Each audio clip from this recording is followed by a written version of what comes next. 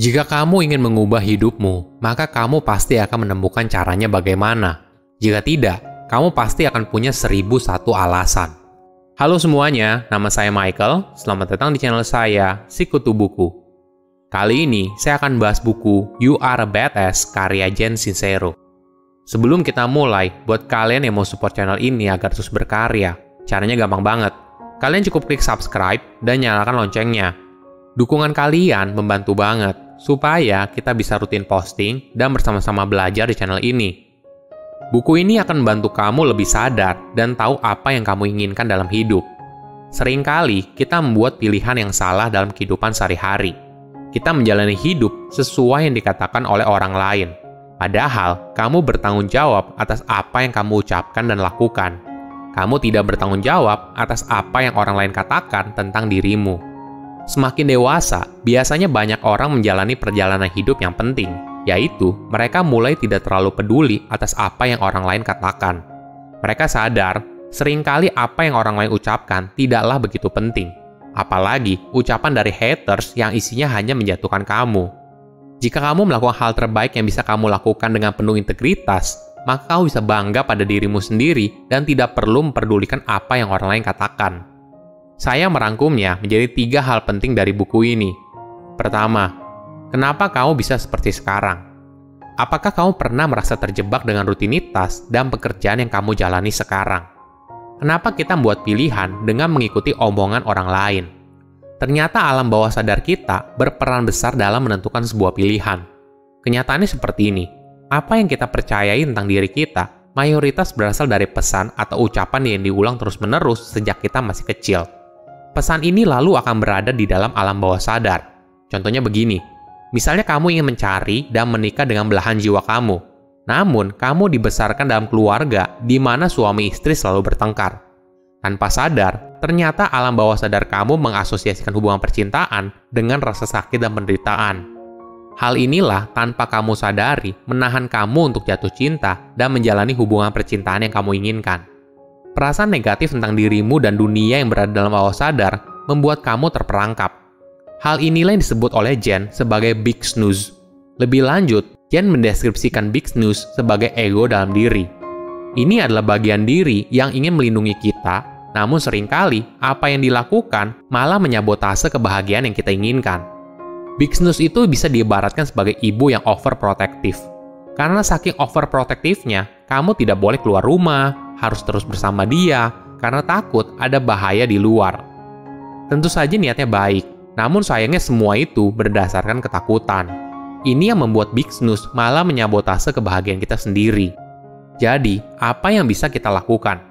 Selain alam bawah sadar, Jen menekankan kita harus fokus pada the higher self. Ini adalah bagian dari kesadaran diri. Perbedaan mendasar antara alam bawah sadar dan kesadaran adalah cara mereka beroperasi. Pikiran negatif yang berada di dalam bawah sadar kita bergerak berdasarkan ketakutan. Sedangkan pada kesadaran, kita bergerak berdasarkan cinta. Kesadaran ini baru bisa bekerja ketika kamu punya kejelasan apa tujuan hidup yang bisa membawamu pada kebahagiaan sejati dan hidup sepenuhnya. Ini merupakan langkah awal, karena pada dasarnya, banyak orang menjalani hidup dengan mode autopilot. Mereka tidak sadar apa yang mereka pikirkan dan menjalani hidup begitu saja. Namun ketika kamu sadar apa yang kamu pikirkan, ucapkan, dan lakukan, maka hidup yang kamu jalani akan sangat jauh berbeda. Kedua, mulai dengan mencintai diri sendiri. Coba diingat lagi, ketika masih kecil, kita sepertinya tahu apa yang kita mau dan menjalani hidup sesuai dengan apa yang kita inginkan.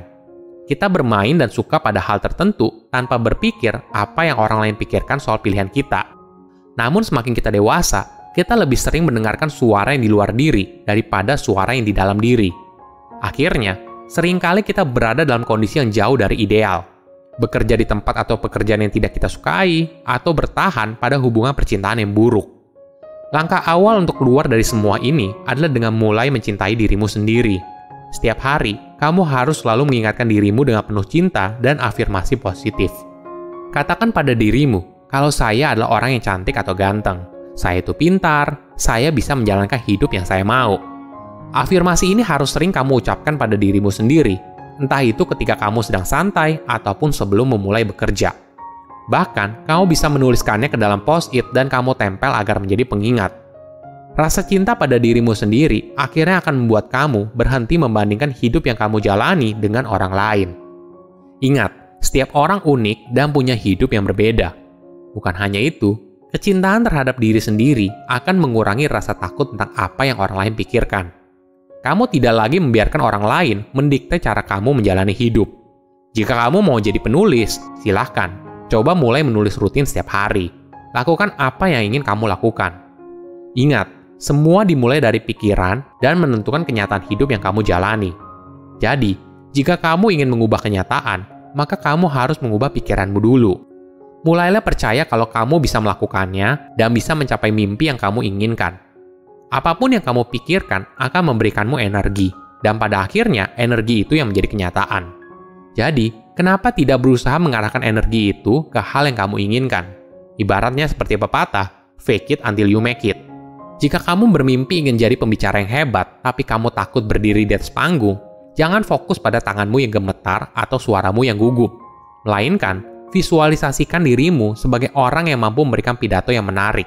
Dan tanpa kamu sadari, kamu akan merasa lebih percaya diri. Selanjutnya, lakukan hal ini terus-menerus dan jangan menolak tawaran untuk berbicara di depan umum. Tanpa kamu sadari, semakin sering kamu memberikan pidato di depan umum, maka kepercayaan diri kamu akan semakin bertumbuh dan kemampuanmu berbicara di depan umum akan semakin baik.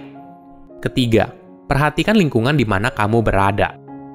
Seringkali, banyak orang yang tidak menjalani hidup yang mereka inginkan karena mereka terlalu cepat menyerah. Kamu harus sadar kalau penolakan adalah bagian dari hidup dan semua orang pasti pernah mengalami penolakan. Contohnya begini, pemain basket legenda Michael Jordan tidak diterima dalam tim basket sekolahnya dulu, dan direktur film terkenal Steven Spielberg ditolak oleh sekolah film hingga 3 kali. Walaupun penolakan adalah fakta hidup, namun yang membedakan mereka dan kebanyakan orang lainnya adalah mereka tidak pernah menyerah atas mimpi yang mereka inginkan. Mereka malah belajar dari setiap kesalahan dan akhirnya bisa hidup sesuai dengan mimpi yang mereka inginkan. Tentu saja, menjalani hidup seperti itu tidak mudah, apalagi ditambah lingkungan yang tidak mendukung. Faktanya, lingkungan bisa mempengaruhi kamu dalam mencapai tujuan yang kamu inginkan dalam hidup. Sebagai contoh, jika kamu adalah seorang atlet, maka buat diri kamu dikelilingi oleh orang yang punya passion yang sama.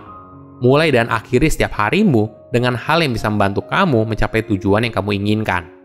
Kamu bertanggung jawab atas apa yang kamu katakan dan lakukan. Tapi kamu tidak bertanggung jawab atas apa yang orang lain pikirkan tentang diri kamu. Silahkan komen di kolom komentar pelajaran apa yang kalian dapat ketika baca buku ini. Selain itu, komen juga mau buku apa lagi yang saya review di video berikutnya. Saya undur diri, jangan lupa subscribe channel YouTube Sikutu Buku. Bye-bye.